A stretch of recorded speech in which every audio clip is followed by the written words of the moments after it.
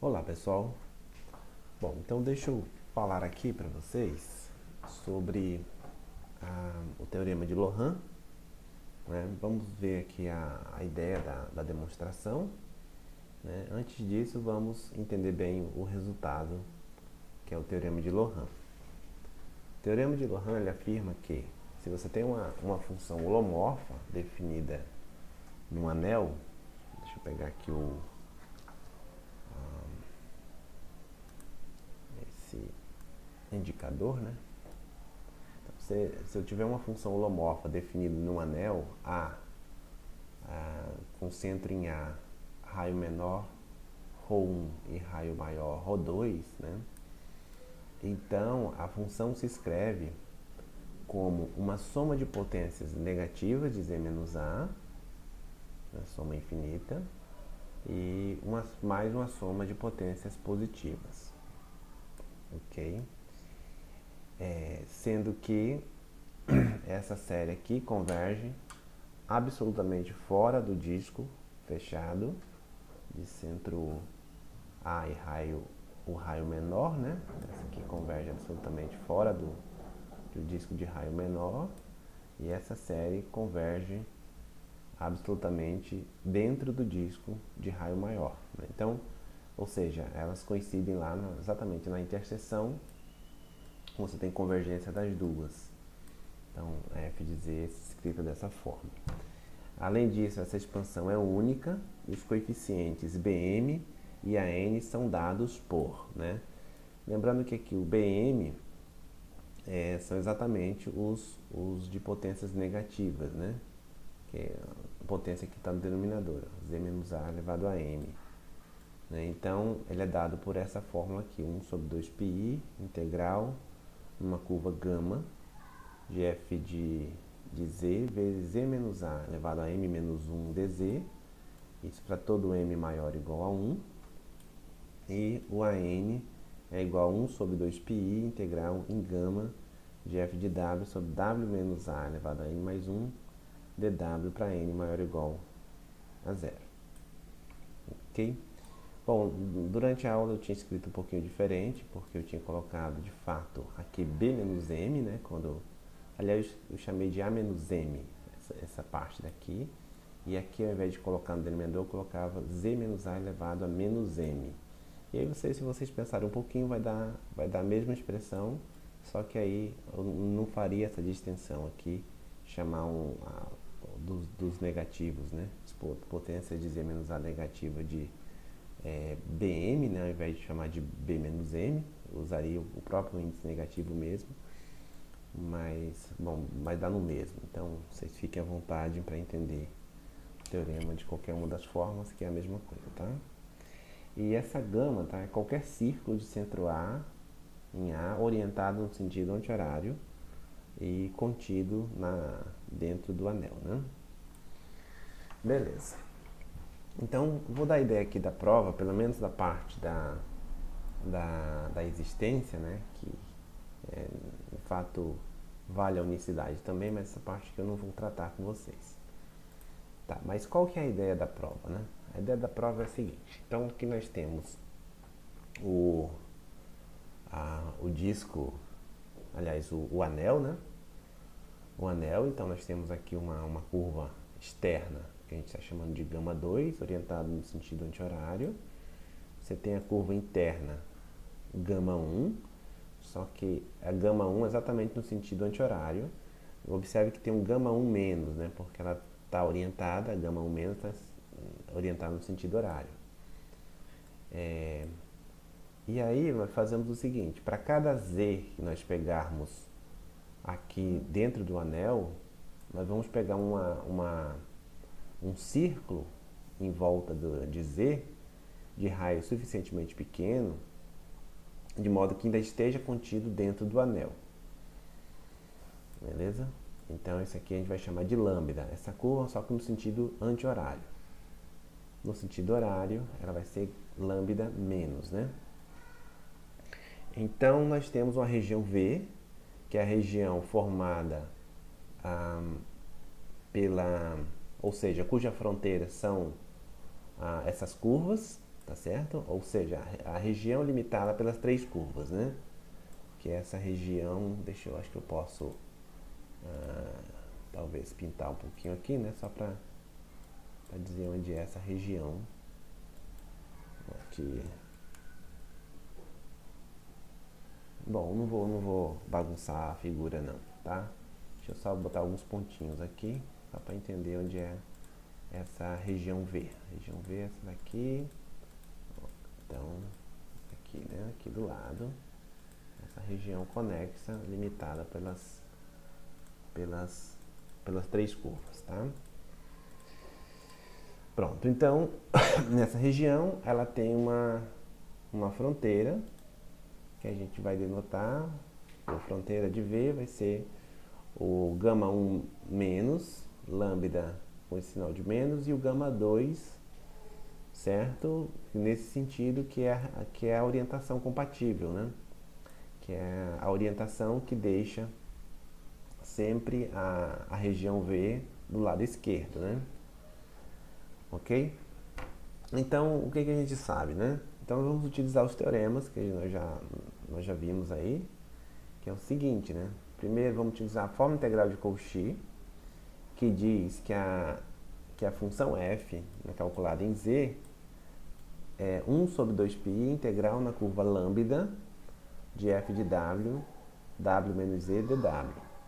Então, a primeira observação que a gente faz é que o f de z é dado por isso aqui. Depois, nós vamos considerar o g de w como sendo f de w sobre w menos z, que é exatamente a função do integrando, né? E vamos olhar para essa função e vamos utilizar o teorema de Cauchy. O teorema de Cauchy diz que a integral no bordo de v, né, de g de w dw, isso aqui dá igual a zero, né? Porque a função é analítica aqui nessa região, ok? Então, nós temos que essa integral é zero, né? Mas, por outro lado, a integral no bordo é a integral no gama 1 menos, mais a integral do lambda menos, mais a integral no gama 2, né? E aí, o que a gente faz aqui? A gente divide por 1 sobre 2πi, né? Você mantém a igualdade, igual a zero ainda. É quando você dividir por 1 sobre 2πi e joga isso aqui para o primeiro membro, por exemplo, né? O que você vai obter é essa integral que está aqui em cima. Mas essa integral é exatamente a f. Veja que quando eu mudo de lado, né, eu mudaria o sinal aqui, que é o mesmo que mudar o sentido da curva. E aí você muda de gama menos para gama, e aí você vai ficar com f de z. Então, o f de z é igual a essa primeira integral mais essa integral. Só que essa integral é exatamente isso aqui. Veja que aqui foi mudado o sentido da curva e você colocou um sinal de menos aqui, mais essa outra integral. E aí o que se faz de agora em diante, né? De agora em diante tem que se estudar cada uma dessas duas integrais e ver que isso aqui corresponde a uma das séries. Essa aqui vai corresponder às séries de termos positivos e essa aqui a de termos negativos. Bom, como é que é esse estudo, né? Bom, aqui eu peguei de um outro lugar, em que lá ele chamava de onde tem o Z0, na verdade é A, certo? Então, como é que eu estudo essa parte daqui, né? É importante observar onde é que está o W e onde é que está o Z, né? O W aqui, ó, ele tem que estar em cima da curva gama 2, né? Então, a distância do W até o A é maior do que a distância do Z até o A. Basta só ver aqui, né? Ó, o W está aqui assim, ó, em cima dessa curva. A distância do W até o A é sempre uma distância maior do que a distância do Z até o A. Tá? Isso vai ser importante na nossa conta. Por quê? Você olha para o integrando e esquece por um minuto o f de W. Olha para 1 sobre W menos Z. Bom, não é difícil fazer essa conta aqui. Você subtrai o Z0, que é o A, né? E soma o Z0. E depois você deixa o W menos Z0 em evidência. E aí você fica com essa igualdade aqui. E aí depois, essa segunda parte, você vai utilizar essa fórmula que está aqui abaixo, ó, né? Que é a soma da PG, né?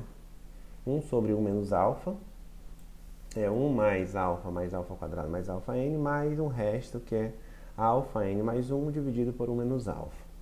Isso vale para todo n, certo? E, bom, é para qualquer alfa, né? Bom, mas no nosso caso aqui o alfa é menor do que 1. Por que o alfa é menor do que 1? Porque eu tenho z menos a dividido por w menos a. Lembra que o w menos a é maior, né, em módulo do que o z menos a? Então, em módulo, isso aqui é menor do que 1. Então, essa série vai convergir, né? Ou seja, essa parte daqui vai para zero quando n vai para infinito. Que, nesse caso, exatamente isso aqui vai para zero. Tá? Então, é só utilizar essa fórmula que está aqui abaixo, tá? Aqui. E aí você chega nessa expressão.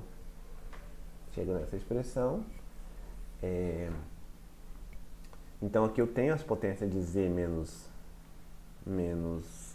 a, né? Elevado a j.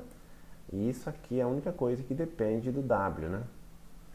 Tá? Aí você faz o seguinte depois. Bom, tem esse resto, claro, juntou com esse pedaço daqui também, tá?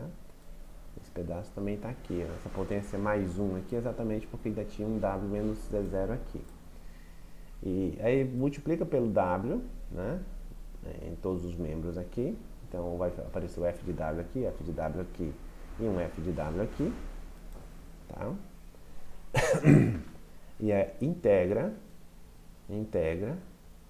na curva gama e divide por 1 sobre 2 πi, e isso daqui vai me dar exatamente o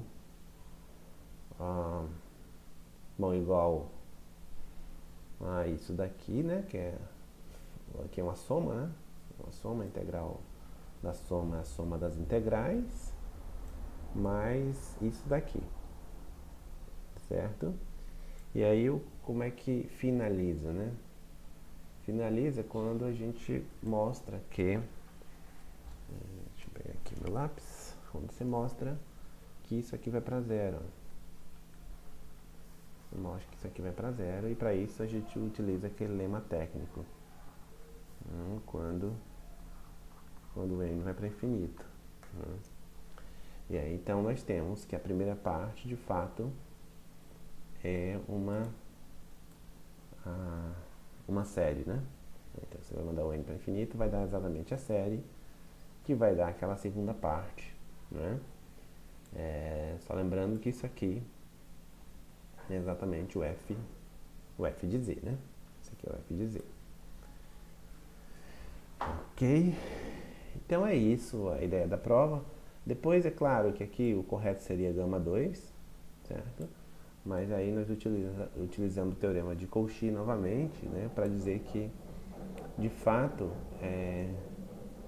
vale para qualquer gama que esteja dentro da região, dentro do disco, né, que seja um disco, né, uma circunferência dentro desse disco dentro do anel, desculpa. Tá? Beleza, então é assim que a gente prova a parte que tem as potências positivas, né? E esses caras aqui são aqueles ANs que aparecem, nós já definimos exatamente assim. No caso aqui são os AJs. Aí depois estuda a outra parte. Essa outra parte tem que lembrar agora que eu estou em cima da curva gama 1. Então o W é menor do que o Z. Tá? Então por isso que a conta aqui é um pouquinho diferente. Observe que fica W menos A sobre Z menos A, porque esse cara daqui é maior do que o cara que está em cima em módulo. Então esse aqui é menor do que 1, e é só nessas condições que vai convergir, né? Bom, e aí tem é a mesma ideia, tá? E depois o teorema também segue quando a gente termina de mostrar que essa última parte daqui, quando mostra que essa última parte ela vai para zero, né? Quando o n vai para infinito. Para isso usa-se o lema técnico também, né? Mas Pronto, então é isso. Bom, acho que eu falei bobagem aqui no slide anterior, na verdade não é isso, né? Essa integral que a gente está analisando, que está ali acima, é igual a isso aqui, né? Então, provamos que essa parte da integral é dada por isso, tá? Eu confundi aqui, pensei que era lambda, mas não, é a gama. E aí não é verdade aquilo que eu disse, que isso aqui seria o f de z, né? O f de z não é isso. Essa integral é exatamente essa série aqui. Aí você pode ir para o infinito porque você prova que isso aqui vai para zero. E aqui do mesmo jeito que essa parte, que é essa integral que está aqui, a gente está provando que ela coincide com essa série. Você pode mandar o n para infinito porque essa parte está indo para zero também. E com isso a gente conclui que, de fato, o f de z é uma soma de potências aqui negativas de z menos a, né? E essa daqui diz que e essa aqui são as potências positivas, né? De z menos a. Bom, com isso, né, você acaba demonstrando, né, a fórmula de Loran, né, a menos de trocar o gama 2 por uma gama e o gama 1 por uma gama, e depois você faz mais um estudo para provar a unicidade. Mas isso aqui eu acho que é o coração da prova. As outras partes são mais simples, né? Mas teria que gastar um tempinho aqui para ver a unicidade. Bom, eu vou parar por aqui na demonstração, ok? Bom, no próximo vídeo eu vou falar então de classificação das singularidades, então deixa eu fechar esse vídeo aqui por enquanto.